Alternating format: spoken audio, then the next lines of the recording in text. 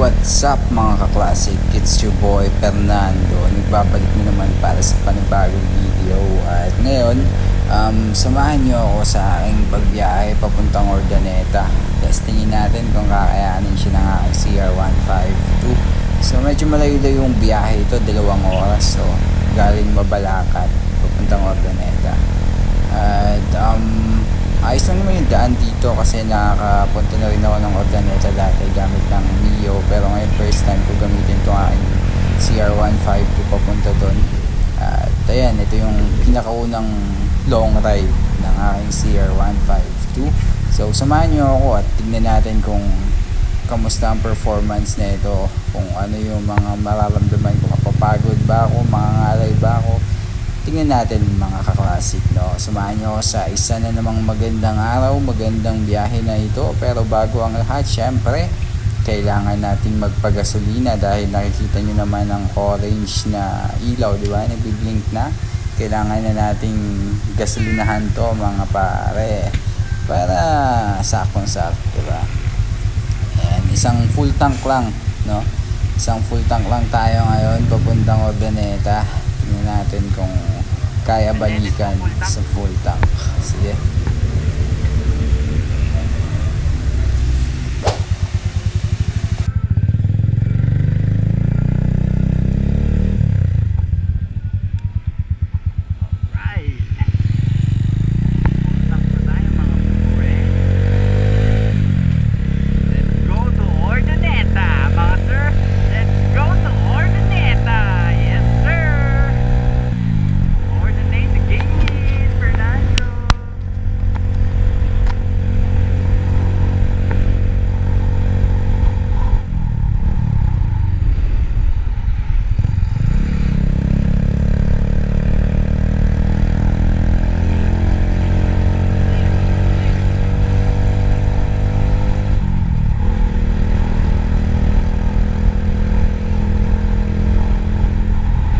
So yun mga ka-classic, no, nasa Bamban pa lang tayo sa mga oras na ito.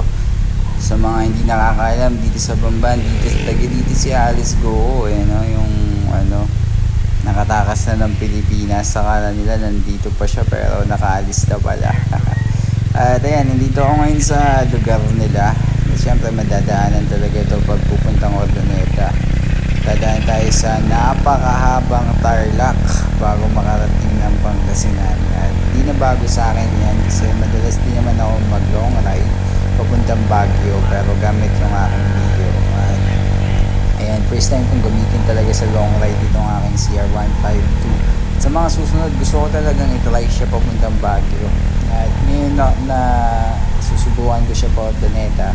Sa mga susunod, tuloy natin papuntang Baguio, diba yung mga akyatan doon. Feeling ko kayang-kaya naman ng CR152 yun kasi sa 2 taon na paggamit ko dito, nakita ko yung performance yan, mga nakaraan na rides ko na pagpunta namin sa Tarlac. Hindi ko na video yung mga yun dumaan kami sa mga matatarik na daanan din at basic, sobrang kaya-kaya ng CR152 yung mga ganong klase ng daan. So tingin ko papuntang Baguio hindi naman siya mahihirapan. And so ayun, patuloy lang talaga sa mga rides tol mga pare. And samahan nyo ako sa rides na ito. Update na lang mamaya mga ka-classic. Let's go. Mga ka-classic, may mga lesbo. Alright, tamang tambay lang sila sir. Kaya ko harangin tayo kompleto naman tayo sa mga papel kaya wala tayong dapat ipangamba. Alright, at naka-gear naman tayo, sapatos, helmet, gloves, kaya wala tayong dapat ipangamba sa mga less poo. Alright, let's go mga classic.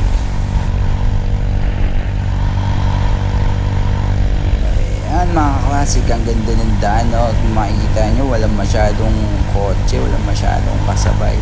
So Monday pala ito, no, ng mga around 10 AM itong oras. So ayos din pala magbiyahe ng mga gantong oras, no, papuntang Ordaneta pagdadaan kayo ng Tarlac. May mga part pa rin na butas-butas yung kalsada. Syempre daanan to ng truck yan, may malalaking truck. Kaya hindi talaga may iwasan yung mga part na may mga butas na lang na bubulaga sa'yo. Kaya advice ko lang sa mga mga kapwa nating riders, ka-classic man or mga scooter na rider o kahit anong rides na meron kayo kapag nag-ride kayo sa papuntang sa part ng Tarlac or Pangasinan, at kapag napadaan kayo dito sa mga daan na to, ingat-ingat lang kasi ibang part ng kalsada dito ay smooth lang at may mga ibang part din na sobrang lubak rin talaga. So ingat-ingat lang mga ka-classic para masaya at enjoy lang ang ating rides. Yun lang naman. Alright, mamaya ulit, let's go. And so nasa park na tayo na may mga city, no? Kaya may mga tricycles, jeep, truck at maraming tao. At sila yung nagko-cause ng traffic, no, madalas. At ito yung hindi maganda kapag naka-highway ka. Pero ano magagawa natin? 150 lang cc ng motor natin. Hindi tayo pwede sa expressway. So okay lang yan. At least matatry natin, di ba? Yung mga gantong klase ng daan sa CR152 na handlebar bar and side mirror. Kung mahirapan ba siyang isingit sa mga gantong klase ng daan, gantong klase ng daan. And so far, based on my experience, mga sir, wala namang kahirap-hirap. Sobrang chill lang siya kahit gantong matrike, matao, matruck. Walang problema, sir. Smooth. Tuloy-tuloy lang talaga ang biyahe gamit ng CR152. So isa talagang magandang motor na to, no? Lalong-lalo na sa mga classic natin na nagbabalak pa kung anong classic motorcycle lang bibili nyo. Mga pre, eto na 2 years na sa akin to, man. At hanggang ngayon walang naging major issue. Sobrang dali niyang gamitin pang daily ride, daily commute sa mga basic na gawain. Kaya kaya ka talagang dalhin ng motor na to kahit saan, no? Common sense. Syempre sa dagat hindi, sa yung papawid hindi, sa mga kalsada lang, pre. Ano? Ayan. Basic pre sa CR152. May mga pulis na naman, sir.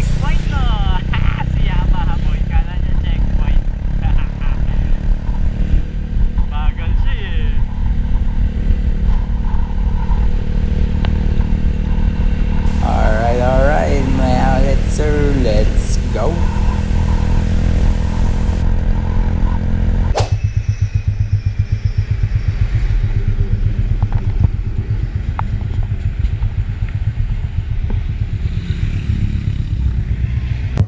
Change lanes. Ayun, change. Ano muna tayo mga pre, goggles. Masyado mainit. Tapos yung goggles natin eh transparent. Kaya palitan muna natin siya ng tinted para hindi masakit sa mata. Malayo-layo pa ang ating babiyahin. Ayan, konting update lang. Palit muna tayo ng lens. Alright.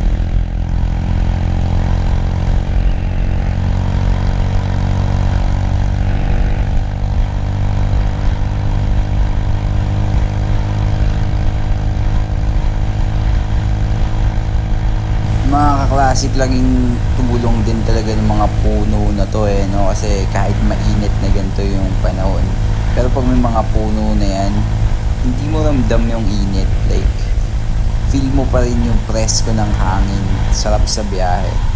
Kaya masakit talaga sa puso, sa pakiramdam ng isang rider na katulad ko na makita yung, although maganda naman yung road widening, pero yung bad effect na ito, yung pagputol ng mga puno, na sobrang malaking tulong talaga sa pag-ride, lalong lalo na dito sa Pilipinas na napakainit, araw-araw mainit, pambirang yan. At malaking tulong talaga yung mga puno na to, lalo na sa mga kagaya kong riders, diba? Experience nyo mga pre, mga classic, na pag maraming puno, sarap mag-rides, diba?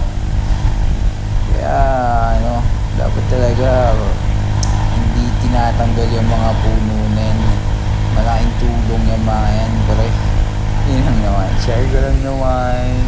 At maraming salamat kung nanonood ko pa rin hanggang ngayon. Sobrang astig ka, ka-classic. At yun, ganun-ganun lang, nandito na tayo sa Pangasinan. Alright, di ba? So, hindi ko na-feel yung pagod, although syempre nakat na yung mga videos na to, pero di ko na feel yung pagod sa pagbabiyahe. Then malapit-lapit na tayo sa ating destinasyon at na-enjoy ko talaga yung ride na to gamit yung CR152. At especially syempre yung ating intercom, nakatulong din siya, music, di ba? Nakakatulong din yun sa mga kagaya nating rider na bumabiyahe para di tayo antukin sa daan. Kaya pakinggan mo lang yung mga music na gusto mong pakinggan. Kaya minsan naririnig yung boses ko dyan, di ba, habang tayo mga pre, naka voice recording or tayo ay naglalagay ng anong tawag dito kasi yung nilalagay natin boses, basta nalimutan ko namin. Minsan maririnig nyo yung boses ko pa rin, yung talagang na-record habang nire-record yung video na to na kumakanta, kasi nga naka-intercom ako at nakikinig ako ng music. Pero dahil wala pa tayong mic, kailangan kong gawin itong mag voice over. Yun, kailangan kong gawin itong pag voice over para marinig nyo ako ng malinaw yung mga saloobin ko, mga hinanaing, mga gusto kong sabihin. Yo! Joke lang. Pero yun, stig case, di ba?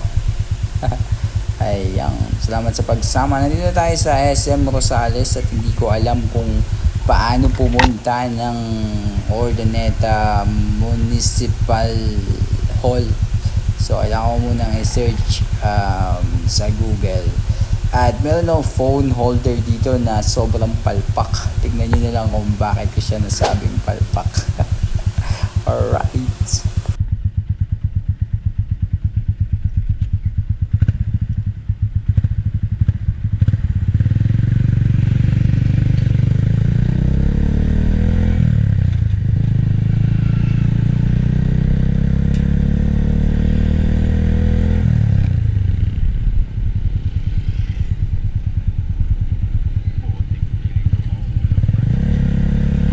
Pakalupit ng phone holder na to, walang kahigpit-higpit na mo. Napakaluwang niya, galaw siya ng galaw. So every time na gusto kong tignan yung maps, kailangan ko pa siyang hawiin or hawakan para makita ko kung nasa tamang direksyon, tamang landas na ba ako, guys. Pabira phone holder yan. Pero ayun, tignan nyo kung gaano siya kalupit, kung gaano siya kaangas. Let's go. Pag malulubak ka, may mga times na nalulubak ako dito at napapayo ko siya. Tingnan nyo na lang, guys. Kung gaano kapal pa. Yan. Pakalupit yan. Pero yan, malapit na ako, guys, sa pupuntahan. At kung nandito ka pa rin hanggang ngayon nanonood, napaka-solid mo, tol. Napaka-solid mo, ka-classic. At isang malaking saludo sa'yo sa pagsama sa akin sa video na to. So ayan, sama mo na lang akong enjoy at tapusin yung video na to. Medyo mahaba-haba pa ng konti kasi syempre hindi ko kabisado yung daan dito kaya hanapin muna natin yung saan ba yung munisipyo kasi din tayo pupunta mga ka-classic. Pero ayun, sobrang astig. Gusto ko lang i-share yung experience ko sa rides na to simula Mabalacat hanggang Urdaneta. Yung pag-uwi, di ko na video, lowbat na yung aking GoPro, pero sobrang solid, maganda, masaya, nag-enjoy ako.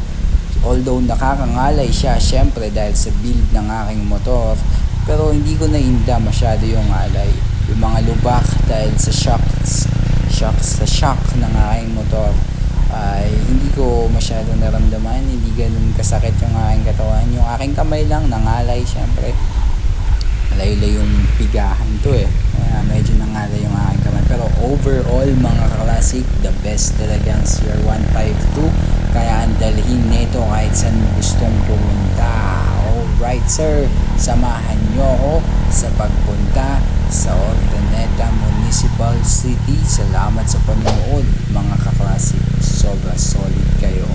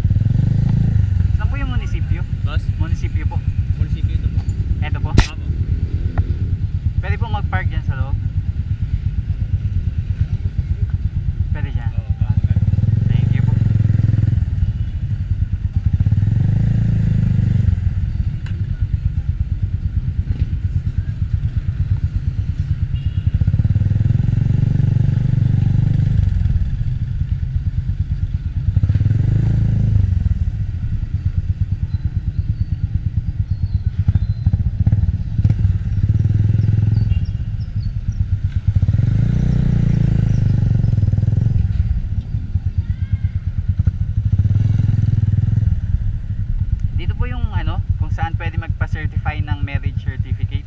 Sa loob, sir. Sa loob po. Saan po pwede mag-park? Sa likod. Sa likod. May daan po dito? Dito na lang. Dyan po. Sige po, thank you.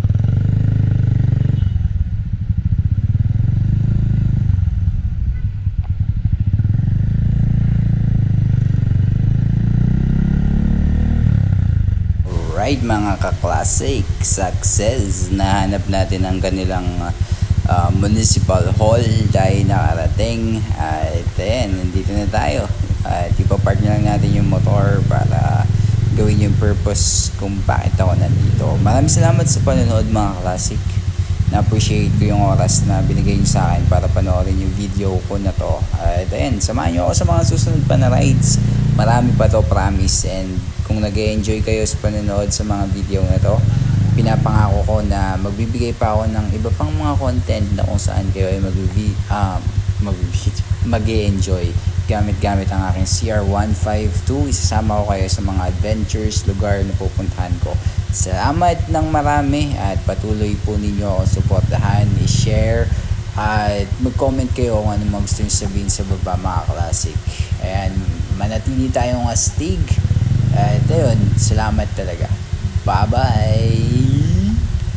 Yes sir. Hindi pa pala bye-bye. Samahan niyo muna akong i-park tong motor ko. Katapos nun, yun, bye-bye na. Alright. Let's go mga ka-classic.